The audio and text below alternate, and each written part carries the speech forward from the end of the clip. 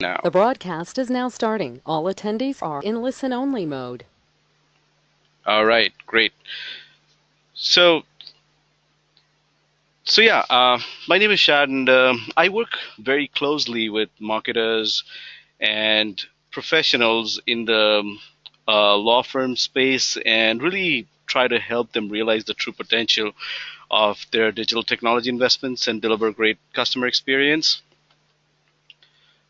So today we're going to take some time to talk about um, the the state of law firm websites in 2018 and really the bottlenecks and recommendations that we can come up with.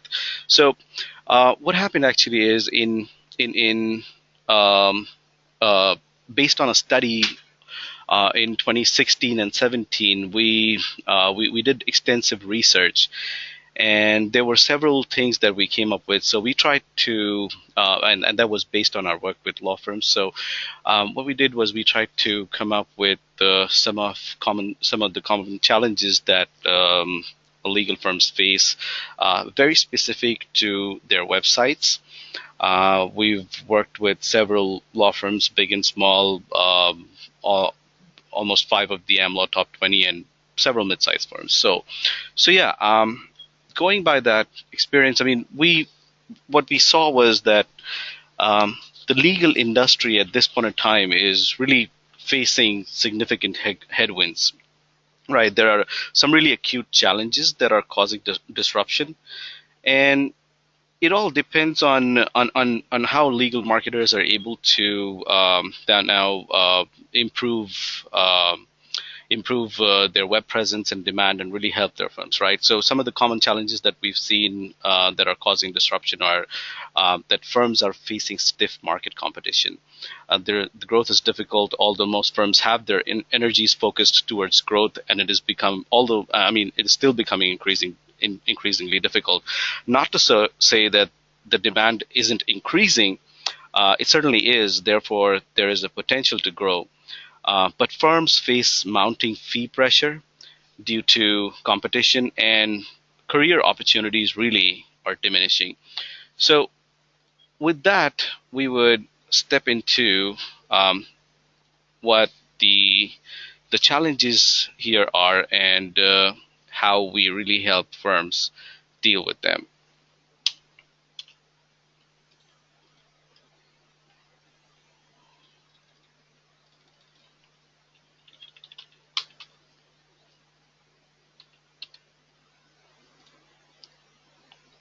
Okay, so coming to our set of challenges, right?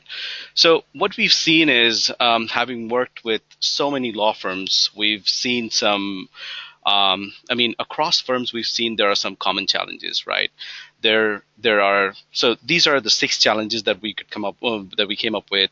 Of course, there are several subsets to these challenges as well, and we try to address that in this webinar. But we've also come up with a lot of recommendations to really tackle these challenges, right?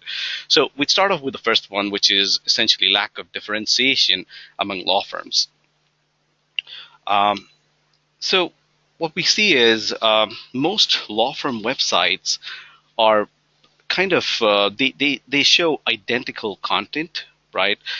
There is lack of differentiation among law firm websites in a highly competitive space. While all firms are aspiring to distinguish themselves, most recite the same story, and you can see it from the sample content that we've taken from from about seven of the AmLaw 100 sites. So, so what we essentially came to was that it is the one-size-fits-all approach that is plaguing law firms at this time, which is leading to that problem, right? So what we saw was that there are very few firms that really segment and provide relevant information to clients. All clients are furnished with the same information, irrespective of their needs. In fact, in one of the most revealing outcomes of our research, we found that just about 2% of the top global law firms practice effective personalization on their websites, which leads me to say that spray and pray as a marketing tactic is extremely rampant, right? And you'll find content in abundance on law firm websites, but not much of it is targeted or directed to the right set of clients. In fact, such coherent marketing effectively results in broken experiences for clients, and they go to websites and leave quickly, illustrated by high bounce rates of most legal websites. They easily become frustrated and overwhelmed with a large volume of content. This leads to weak engagement where the client may lose interest and disengage, right? So firms have different types of clients interested in a variety of services at various points in their relationship with a firm. And they will want to consume information in a variety of ways. So marketers essentially must find ways to trigger relevant information to each client in the way they want to see it, right? So that brings us to our third point, which is the third bottleneck, which is poor content marketing. So there's essentially 2 points that I've listed over here, but to talk about it, I mean, if you don't furnish the right content to the right person at the right time, then you've essentially lost the customer experience battle, so to speak, right? Law firm websites have very few repeat customers, as sites offer little value or valuable content to their audiences. So while firms typically try to generate large volumes of content, the content that they produce in the form of client alerts and memos, white papers, newsletters, case studies, blog posts, or other topical commentary often is presented in dense form, which means the content contains text only, making that content both hard to read and find on the website. Most legal websites are static information repositories, if you will, functioning mostly like archival repositories to store every matter, press release, and historical client alerts going back a decade or more. So it is very kind of hard for site visitors to find information that is relevant to them in these vast and deep pools of unprioritized content. There is very little use of intelligence in understanding what a prospect wants. This information overload attributes to high abandonment of rates due to difficulties users encounter in finding the information that they're looking for, right?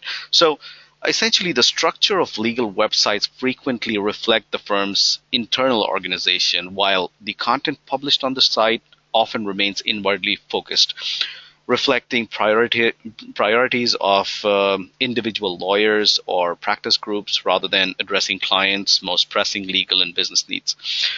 And effective marketing requires developing meaningful and really actionable thought leadership content products to reach your clients at every stage of their decision-making process, right? So for firms to compete in the digital age, they must adopt content strategies that effectively consider a buyer's journey and build rapport with their audiences on a consistent and sustained basis.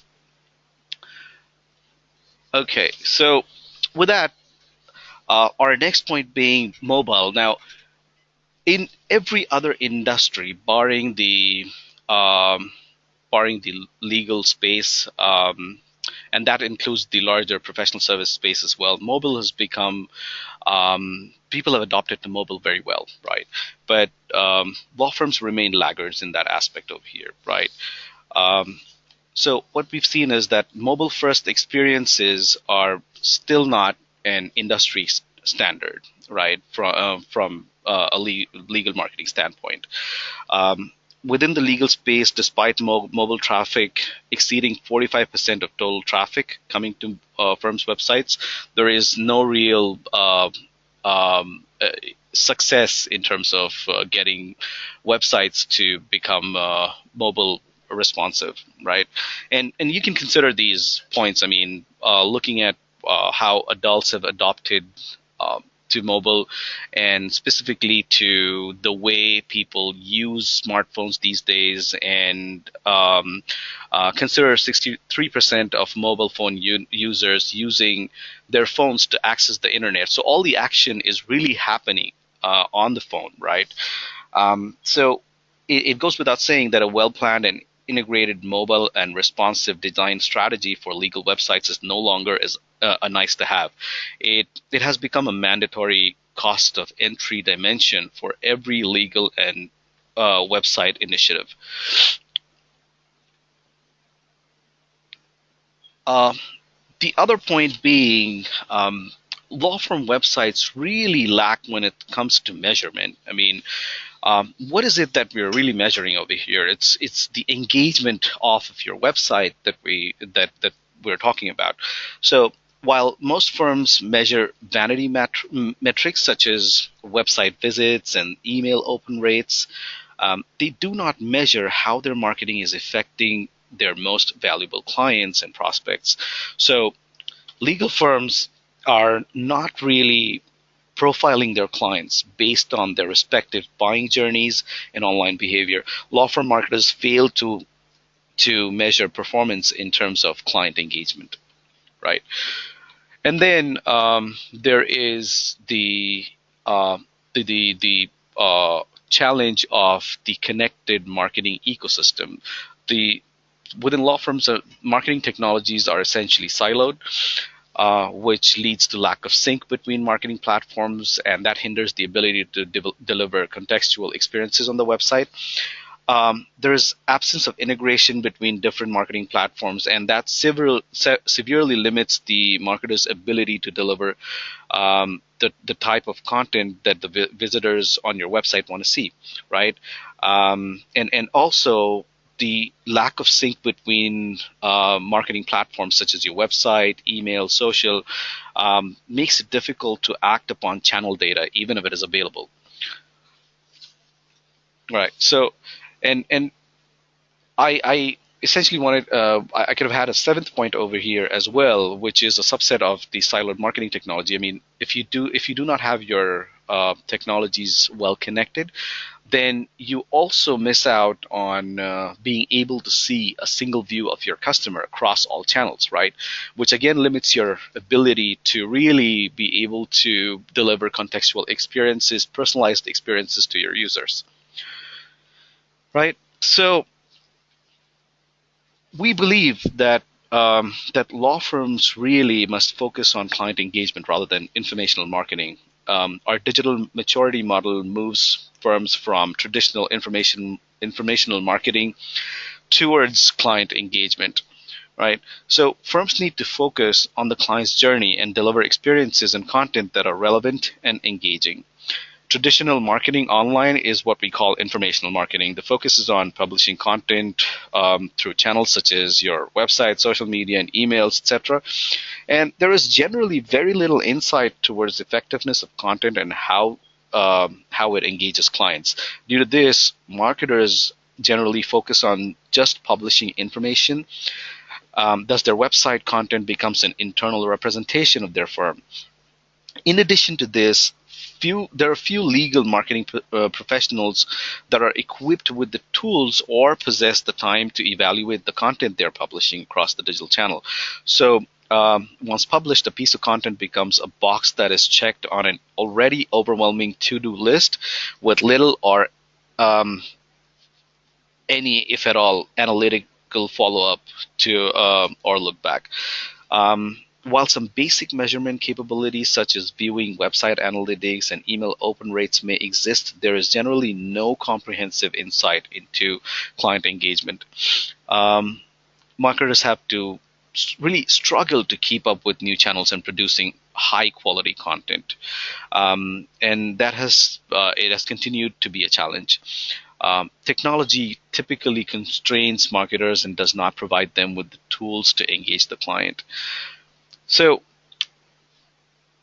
as marketers really evolve towards digital client engagement, the focus shifts from getting more information out towards more meaningful client engagement cycles.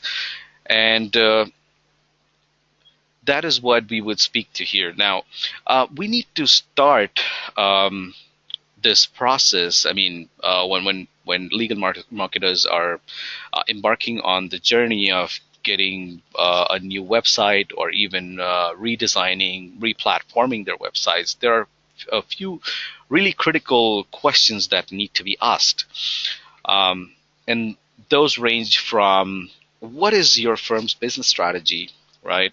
Um, it, whether it is to attract new clients, deepen relationships with current clients, maybe raise profiles of practice areas or specialties, introduce new initiatives, so maybe enter new markets, increase brand recognition. It could be any of these, right? So, how will websites support the most pressing issues of your firm's business? Um, and the key here is to be able to understand what are the top pain points that our clients face and what are they really looking for. I mean, when clients come to your website, there are essentially three questions that that they are trying to find answers to, right? Do you know or understand my business? Have you solved similar challenges or problems? And can I work with you? Or can have I been able to build trust? Right.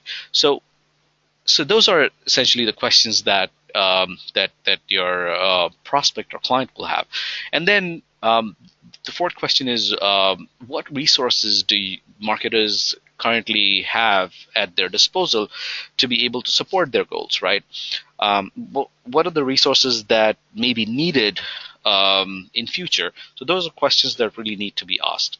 And while it is still stating the obvious, the laser focus of your website really needs to be on clients and their most pressing business points. So, although what we've seen is that most firms still continue to pump out content that amounts to little more than inwardly focused vanity pieces that don't help to advance the conversation about how the firm and its lawyers can solve clients' needs.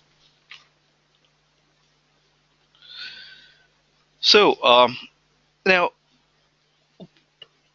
all marketers start out with some objectives in mind, right? So, what are those objectives that you have? Or let's say, what are those things that you want your website to accomplish, right?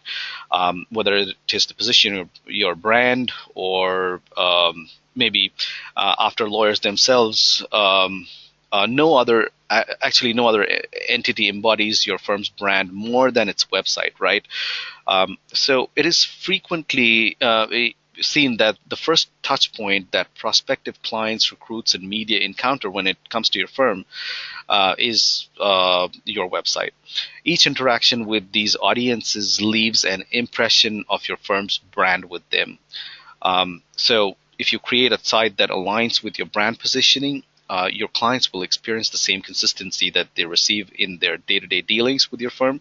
In short, the digital experience of the website and the other digital properties that your firm produces should be a natural extension of the values, culture, and relationship that occur in the offline channel as well, right?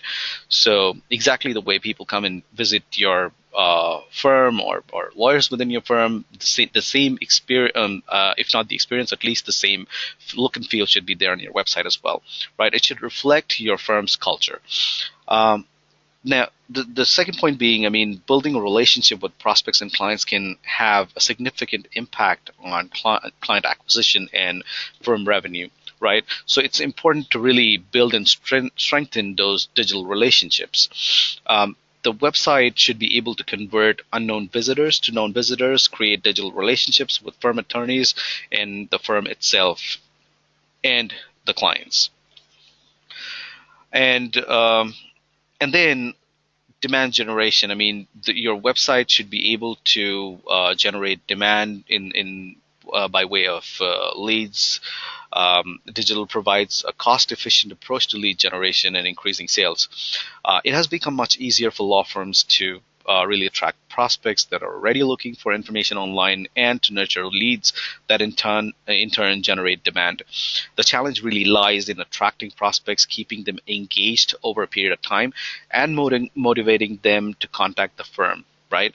Digital here can create new relationships for your firm. To do this well, you would want to adopt an inbound marketing strategy that takes into account the buyer's journey you have mapped and maybe target specific content at each stage of that journey. We'll talk about that as well in our presentation today. So, uh, and last but not the least, I mean, one of uh, the objectives of your website is also to recruit great talent, right? The website is an ideal asset to engage the kind of talent that you want to recruit, um, and prospective recruits are a segment that rely on digital to get information. So your website can be the hub for engaging talent digitally.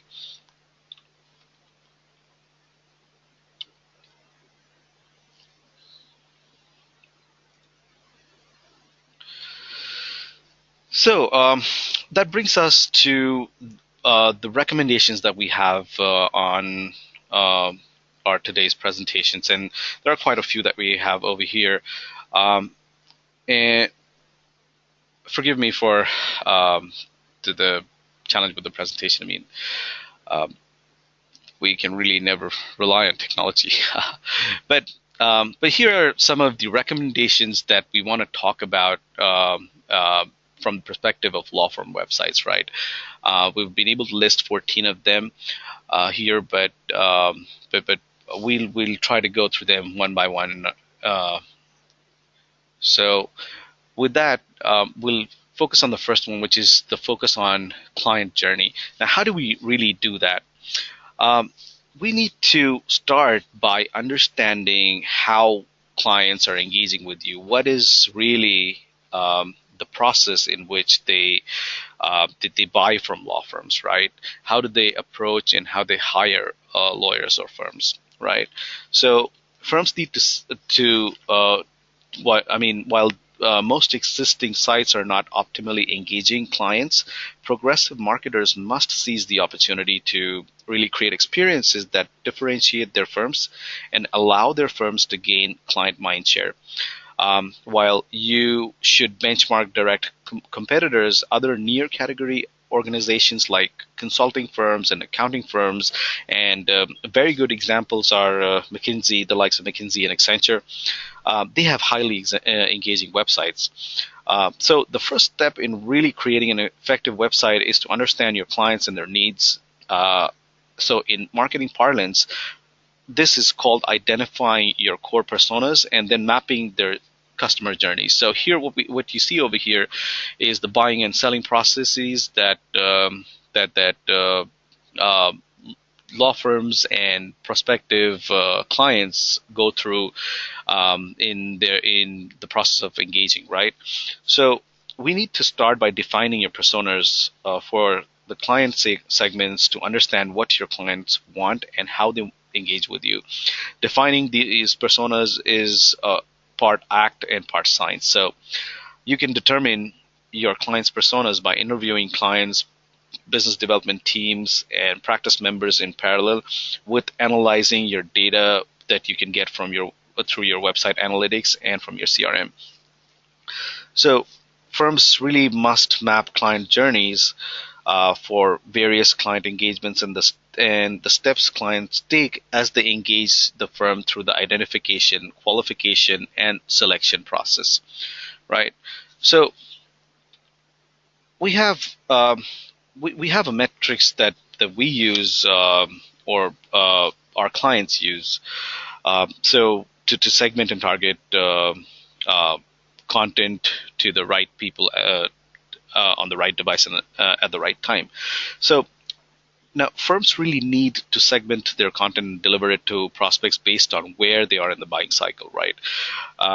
Timing is of essence over here. So the buyer's lifecycle tool we use to map, which is shown over here, it is used to map the buyer's journey along with criteria across each stage in the buying life cycle. So this aims to create an end-to-end experience that touches your prospects and clients across segments at nearly every point in their day or every device that they use and at every stage of their buying cycle.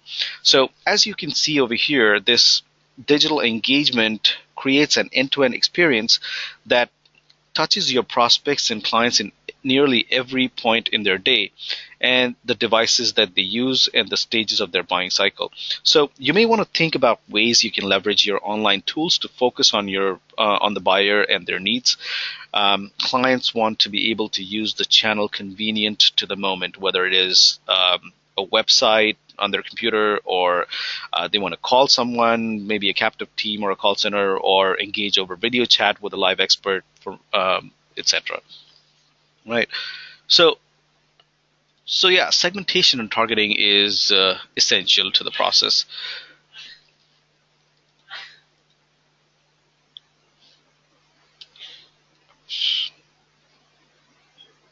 Forgive me again. I mean, there is some challenge with my PowerPoint, but anyways, we so what do we really want to do with our websites, right? You want to tell your story, and one of the ways to do that is with great design. So uh, the design of your website reflects the story of your firm, right? Um, it reflects your values, how you service your clients in the context of your brand, etc. And it's the opportunity to set the tone of the conversation, emphasizing core values and how your firm approaches each case, and on a client by client basis. So first, it's essential to identify several key virtues that are pillars of your firm's professional identity, and then demonstrate how these guiding principles resonate through your work and client relationships. So next, you could use dynamic visuals and concise copy to communicate clearly. Um, Headlines on your site should be to the point, and paragraphs should be succinct.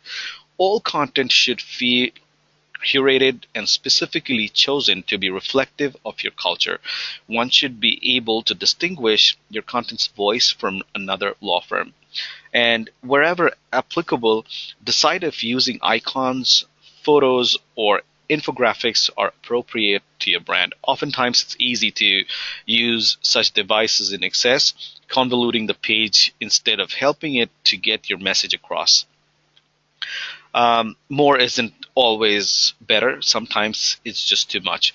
And lastly, choosing an aesthetic for your brand is critical to how the initial reaction and subsequent repeat experiences play out. Keeping things simple is always a good policy, but it's not a bad idea to explore visually. A brand that touts innovation might employ modern navigation techniques and interactive content. So through thought leadership as a brand pillar, you could necessitate the use of highly shareable content such as video and tweets.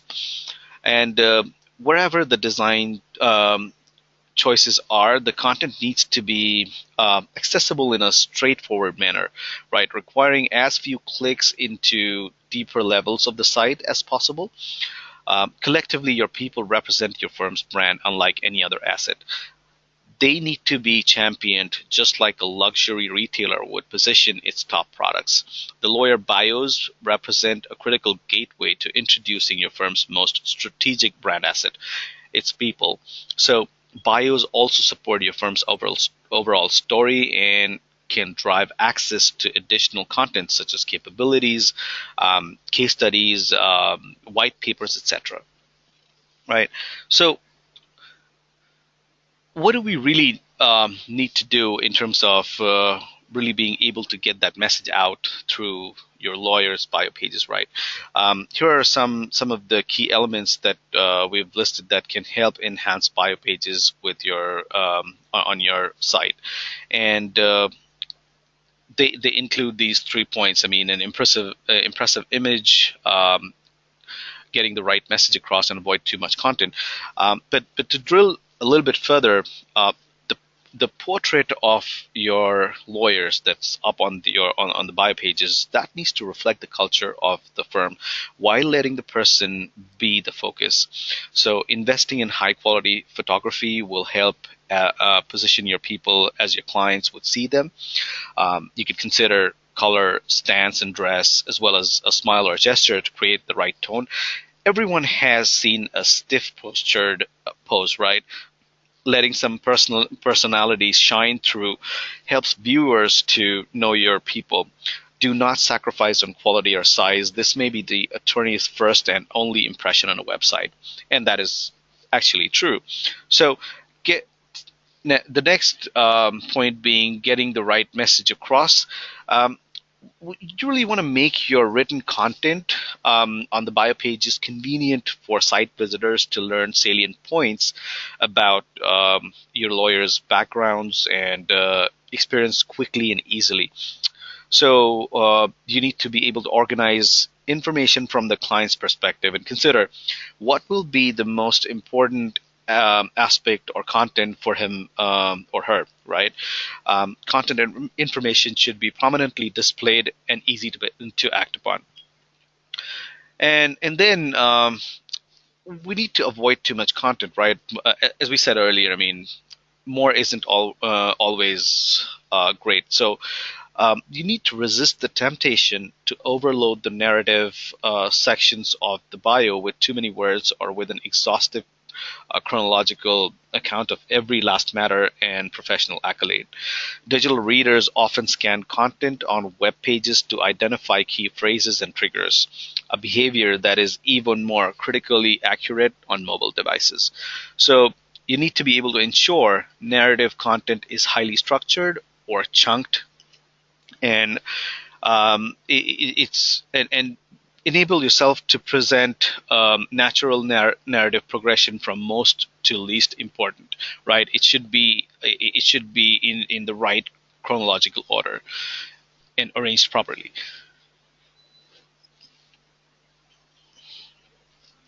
Excuse me. So with that, the next point on our recommendations list is around mobile. So and personally, I deem this to be one of the most important points. Excuse me. So with really the growing number of media sources and people accessing websites, today's firms must ensure that their websites deliver a responsive experience at a minimum. Ideally, any new website initiative should adopt a mobile first responsive design experience as the foundation of the program. So a responsive design experience caters to a variety of form factors and ensures that, regardless of device, site visitors receive an optimal experience and are able to accomplish tasks which could be around maybe learning about your firm, finding a particular lawyer, or even consuming relevant content. All of that, or whatever is most important to them. Excuse me.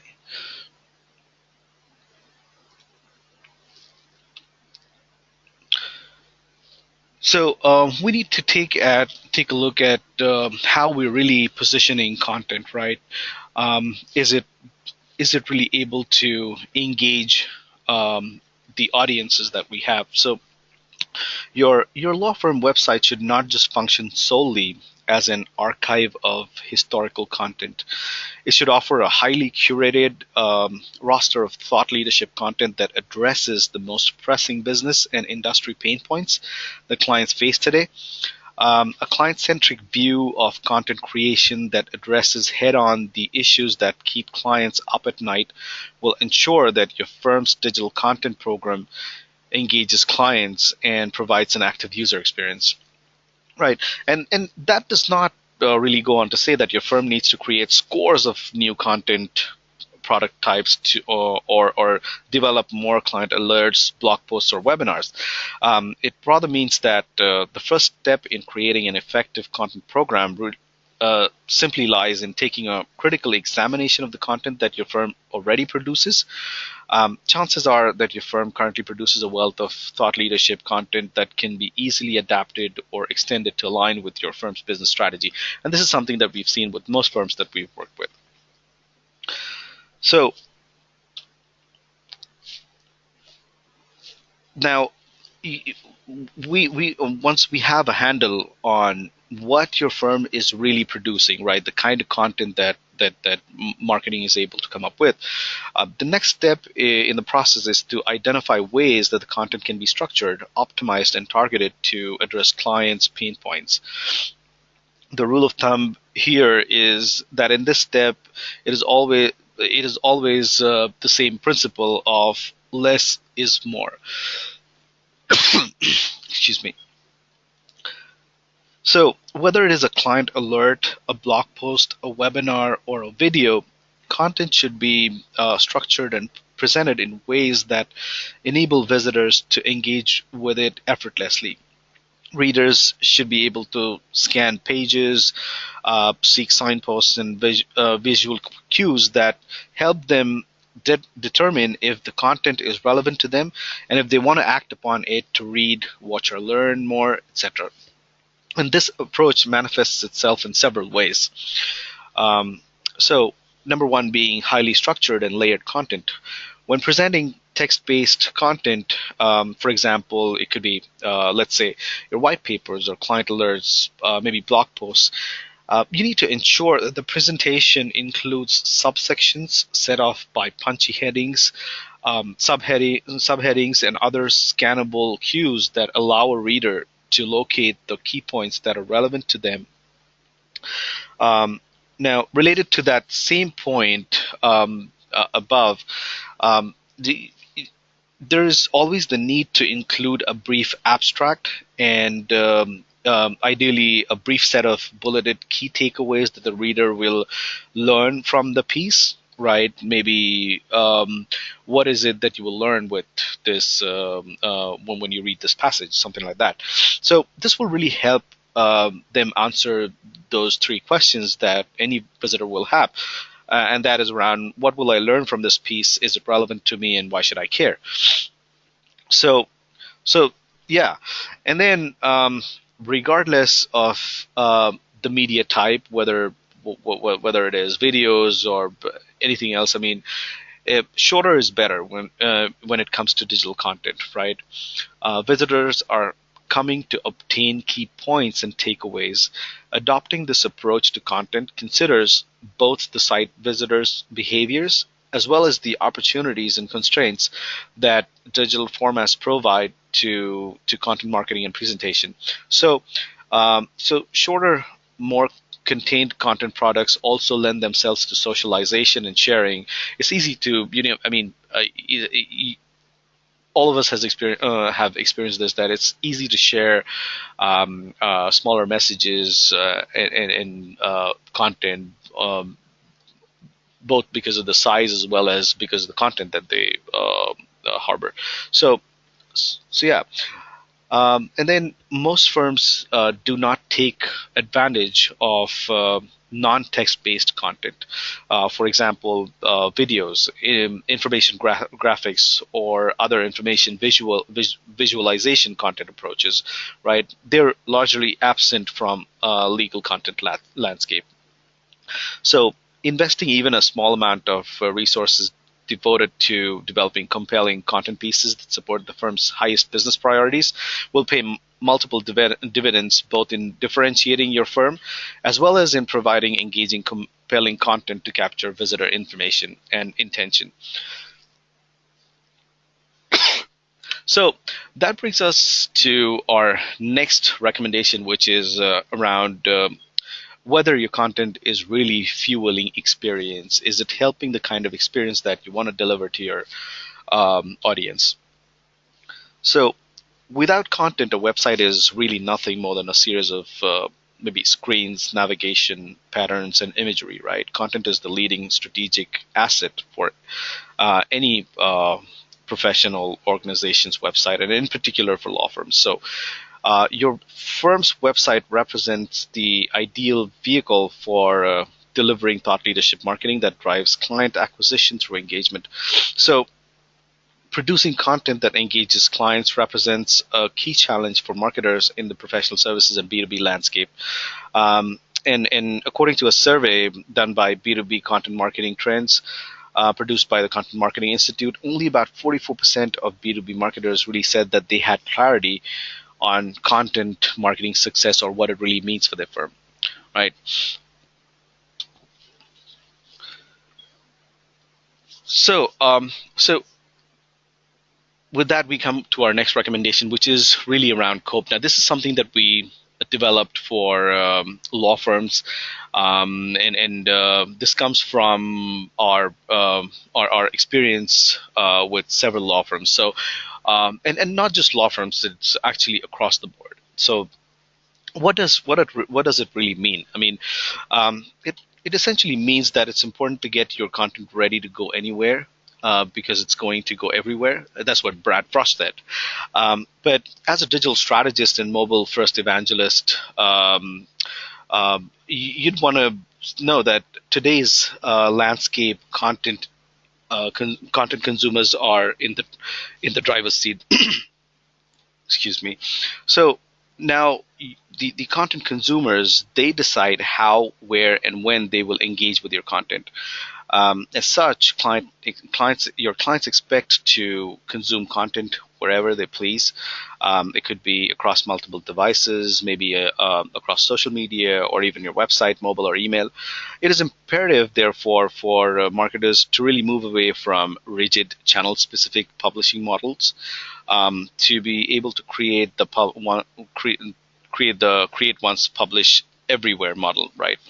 So adopting and deploying a COPE model for your firm requires a rigorous and highly structured approach to developing content across types and formats, as well as highly structured templates and configurations at your website content management system level, right? So it's done at the CMS level.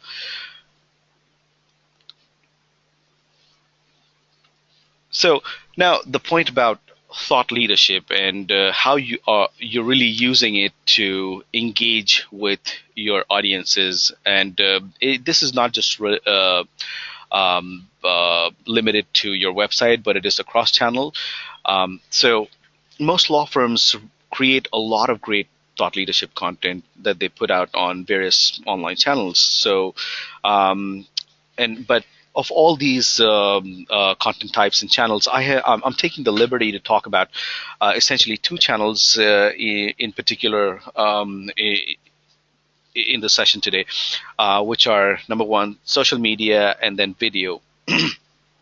So, going by the rate of social media adoption, which has gone up from really zero to close to 75% now among adults in the United States, law firms now really need to consider its growing importance and its impact.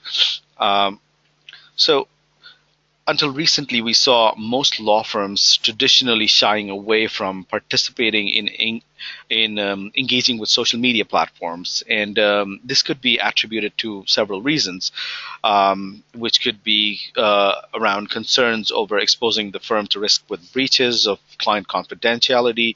It could be around providing an unintended legal advice or opinions, or even giving away the secret sauce for which the firm is known, etc., etc.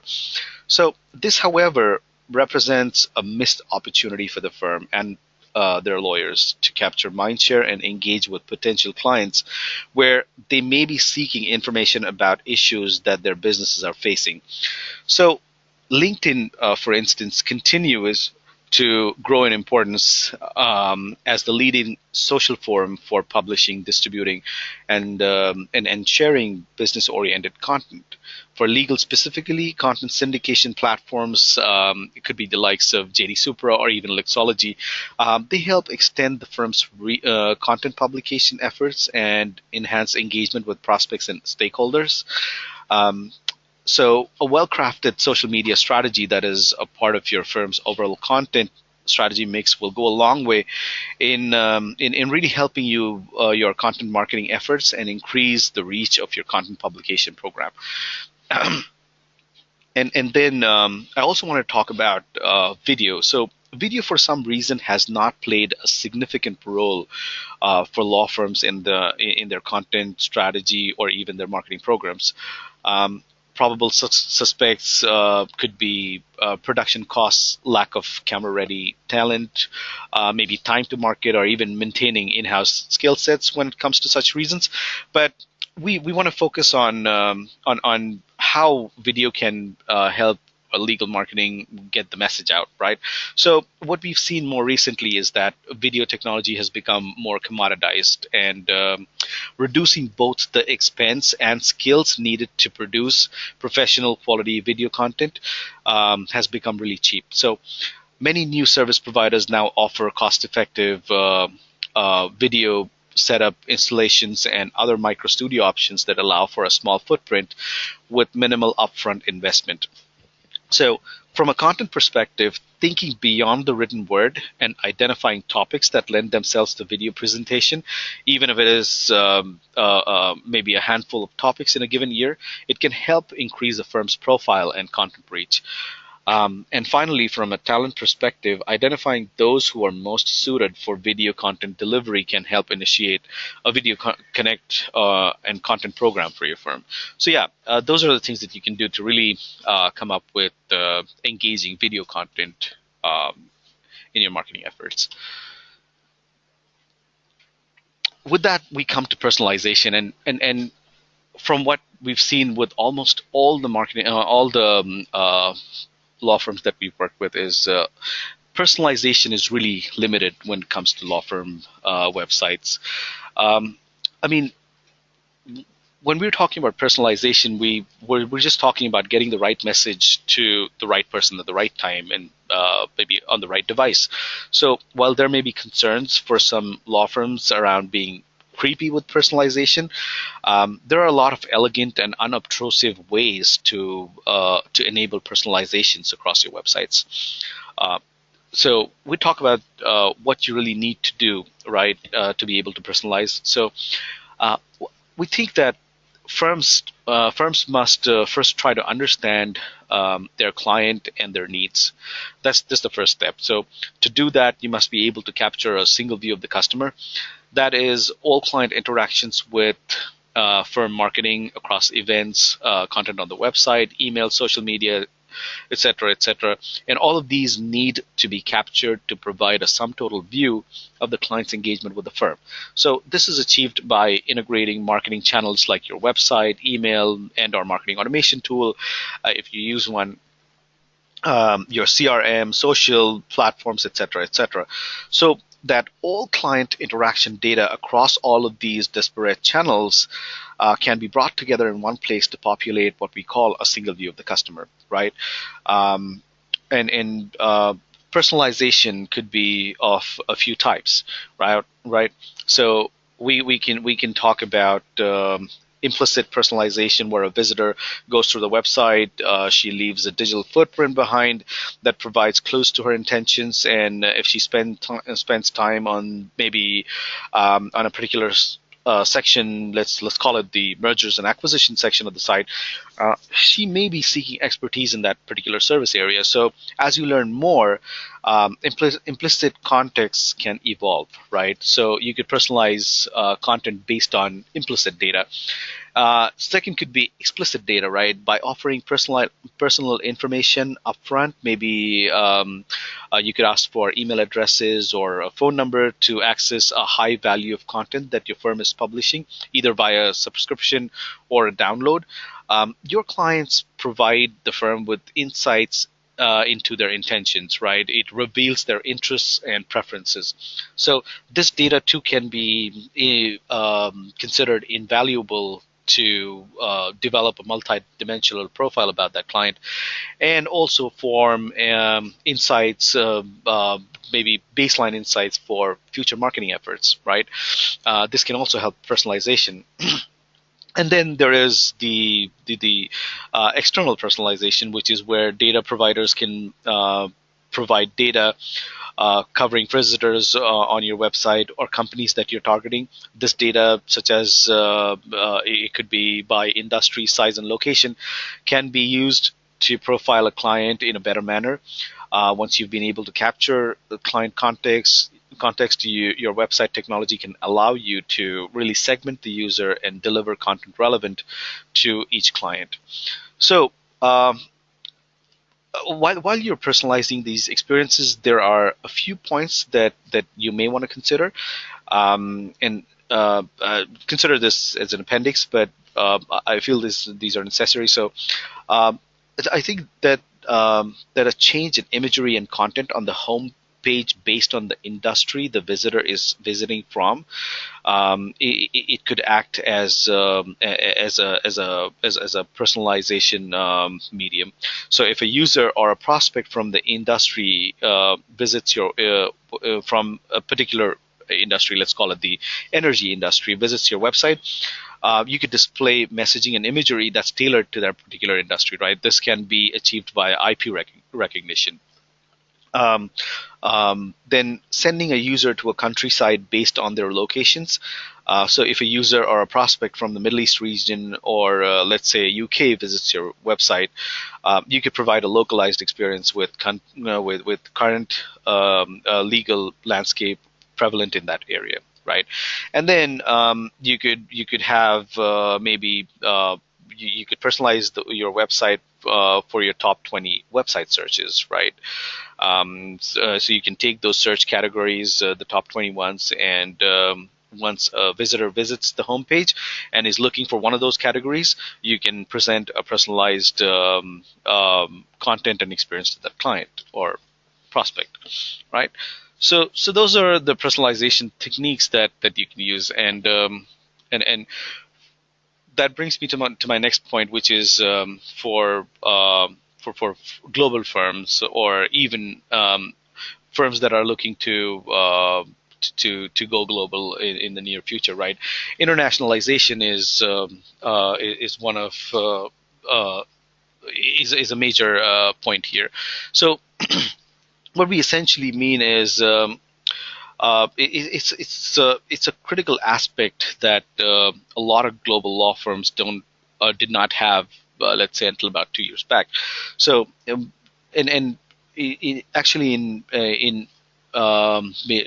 let's say about 2 years back, one global website, a law firm website with multilingual regional country websites, used to be the norm, right? I mean, they weren't the concept of multiple websites did not exist. So both customer expectations and technology have changed now. Native divisions of your organization are creating content, or sometimes even using their own technologies and trying to manage a global digital approach with native material that can lead to a content nightmare. So if your team is spread across, if they're spread across various geographies, so maybe you have an office in New York and another one in London and maybe another one in Shanghai, and so on. Your team needs to really be able uh, to uh, to deliver content to people or uh, prospects in those areas and be relevant to them, right? So some of the key considerations for international sites that we've seen could be that users should be directly sent to the appropriate regional site for the region from which they're visiting. So, for instance, your firm is headquartered in maybe in LA, but you have an office in New Delhi, India. So anybody who comes to your site or types abc.com should be redirected to abc.in, right? So users should have the ability to change both the country and the language settings quickly and easily via clear and persistent menu options. And as I said, URLs should be friendly. It should be recommended that the top level domain be used for. So, for example, you could the likes of .jp for Japan or .in for India, right? And then countries and regions have specific cookie disclosure provisions, and this is a best practice to have. It is best to really disclose cookie tracking and follow the rules of the target geography.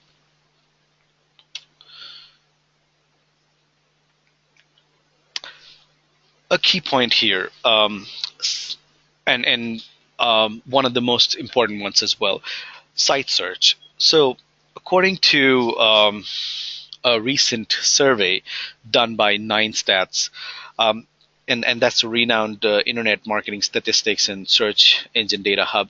Um, Almost 93% of all online experiences start with a search engine, and and out of it, 75% of users they never scroll to the next page. So they just view the results on page one, and they don't even bother to visit page two. So site search improves the user experience, and it allows clients to find information quickly.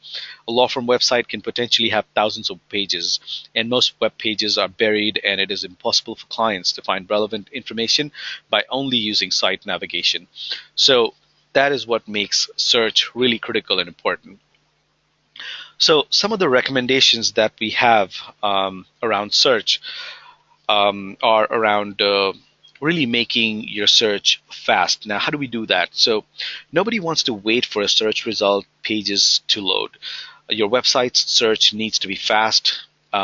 Google has set several standards for such search results by providing results in seconds and in some cases sub-seconds to users, right? Uh, you could just as illustrated over here, you could have something like an auto completion in your search box. So autocomplete, it is a functionality that helps offer a suggestion in context to the keywords as soon as a user starts typing. So just as you see, we typed a few letters. Sorry, it's not visible over here, but we typed Adam, and these are the search criterias or categories that it revealed from across people and firm news and announcements, awards and recognitions, and even thought leadership. So search should be able to fetch results from across all these several categories of content, right? There, it should be enabled to handle multiple types of content. The ability to display various types of content becomes crucial, right? Because as a user, you should have the ability to scan the page and get to the right content in the quickest and easiest manner. And then you need to provide the users with the ability to filter search results. So just as you see, I mean, there are filters that can be used the way they're given over here. So we've seen numerous scenarios where search results are so large that it becomes difficult for users to find the right content. So by providing an option for users to filter further, the search results help users in getting the right content quickly and easily, right? So now the resource center. Now a lot of legal marketers when they hear this for the first time, they wonder what it really means. But a resource center, it essentially is what houses your firm's thought leadership assets and provides a one-stop shop or destination for clients to find relevant insights. It could maybe blogs, videos, white papers, client memos, whatever your firm is producing as a as thought leadership. Um, so if you see in this example over here, um, the business investigation firm Kroll provides a robust set of filters in its intelligence center to allow users to quickly sort through thought leadership content and zero in on the pieces that are most relevant to them. So the idea is to allow the client to be able to search and filter content to find information that is most relevant to them easily and quickly. Right. Um, Another recommendation is around website subscription. So these subscriptions convert unknown visitors to known visitors, and they start them down the journey of demand generation. So when you provide high value content to clients, they will subscribe to receive more of that content, right? They will register and tell you more about themselves. Email subscriptions could also help you build and maintain relationships and keep your audiences engaged and drive traffic to your website. So some of the best practices that we recommend over here are, number one, do not force subscription on a user. Instead, provide great content and they will want to subscribe to it. Um, the other point is always provide an easy ability to subscribe and unsubscribe. So a lot of times we see that people are able to subscribe easily, but unsubscribing becomes really difficult. If someone does not want to receive content from you, they even if you do send it to them, they're not going to go through it. So it kind of becomes pointless. And then providing the ability to choose content topics of interest that should be provided. Also, firms should use maybe autofill could be through social channels. One of the effective ones is LinkedIn, and that should allow users to quickly log in for the firm and to collect information on LinkedIn profiles of users, right? So you could link LinkedIn to those forms and have them auto-populate. Our last 2 points. So around demand generation, I mean, your firm really needs to be able to have your website perform as a lead generation tool, right? Your website should be able to engage clients at the top of the buyer funnel. A key purpose of the website is to convert unknown visitors to known visitors. So these visitors may not know much about your firm and are learning about you, right? So even your attorneys and the problems you solve. So at each point, you need to be able to provide them with relevant answers, right? So whatever questions they have at whatever time, you need to be able to provide relevant answers at each stage. Firms use a variety of demand generation tactics to increase traffic and leads. These include display media, social content, and search engine marketing. These tactics drive traffic to the top of the buyer funnel, and you could use maybe nurturing. So your website and marketing automation tools need to work together to be able to nurture clients, right? Registered users that have subscribed to email content through they receive content through marketing automation tools or shared content on social media. The content is linked back to the website where they consume the content, and as they read more, they become more and more engaged. So they register for events and webinars and become highly engaged with the firm, and that's what marketers really want. So yeah, that's how we could go about generating demand from websites. And that brings us to our last and final point, which is around measuring engagement. So here, what we really want to do is be able to profile customers and be able to be able to give them the or be able to score them essentially in the best possible way. So the scoring model here that you see, it's a model that we use for a lot of our clients, right? With a typical scoring model, you would add weight to certain actions while prospects or clients interact with your site. The scoring model should have values for each activity that represents the relative value of an action, so that they show a total weighted value that identifies the level of interest in your firm and its services. So with a good scoring model, business development can quickly identify prospects that have a higher propensity to purchase and contact them at the most likely time to convert. So your business development teams would get cues based on the scoring model. Let's say the best score over here being B1, and when a client or a prospect is at B1, they would just go about and ring them up and have a conversation with them, right? In an additive to the scoring model, you would also assign a value to the prospect, right? Just like this value over here, and that is. And that is what will help you ascertain which ones are ready to be contacted by your business development or engagement teams, right? Each activity here should then be assigned a relative number of points, and there are three essential criteria for scoring, which are explicit, implicit, and negative. Explicit criteria are information pieces that a person provides intentionally. It could be via a registration form or survey, and is taken as a fact. You can consider company, location, revenue, industry, title, or purchase authority. Implicit criteria are information pieces that are not provided intentionally and can only be derived from assumption or analysis. This may include several things, among which could be website visits, content interactions or media downloads, could be subscriptions, or even people attending webinars, etc. And then there are some negative criteria as well that are around activities that would lead you to believe that a prospect was never interested or has lost interest or has found a solution, maybe another solution or another firm. These activities would include opt-outs, lack of response to direct marketing campaigns, or inactivity or visits to non-value-added pages like careers, etc. Um, so once you have these defined, all of these activities in each of the criteria categories, you would then assign them their individual or, for similar activities, collective weights.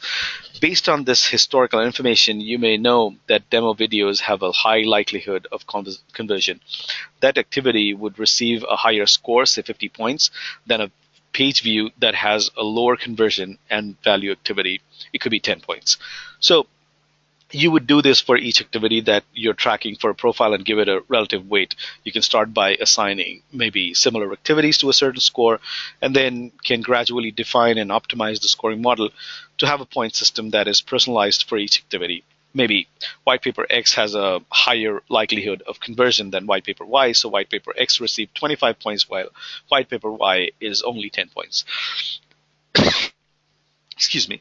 So once a prospect has done enough activity to reach 100 points, her profile can be sent to the business development team, or an automated notification can be triggered for assignment and follow-ups by the business development people. Over time, it is critical to adjust your scoring model based on the feedback given by business development teams. You may have to readjust business development ready lead to be of 150 points. Just an example. So when starting to develop a scoring model, there may be no information or metrics to assign a relevant weight.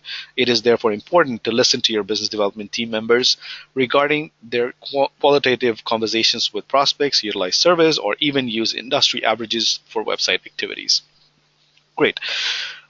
So yeah, that was about this scoring model, and the last bit of information over here is that analytics should play a very important role in website measurement. So, and that is essentially helping marketers measure engagement through your website. So your analytics should really help target different types of visitors, respond immediately to trends, and enable focus on the user experiences that deliver the best results, right? So it is imperative for legal marketers to understand where to improve and what to do next. Engagement analytics improve marketing ROI and help optimize marketing performance across content, campaigns, and segments.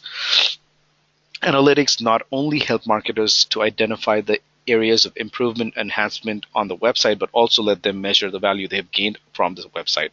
So an example could be campaign analytics help clients gain insights into visitor behavior, as well as track, measure, and optimize visitor traffic, reach, and acquisition initiatives.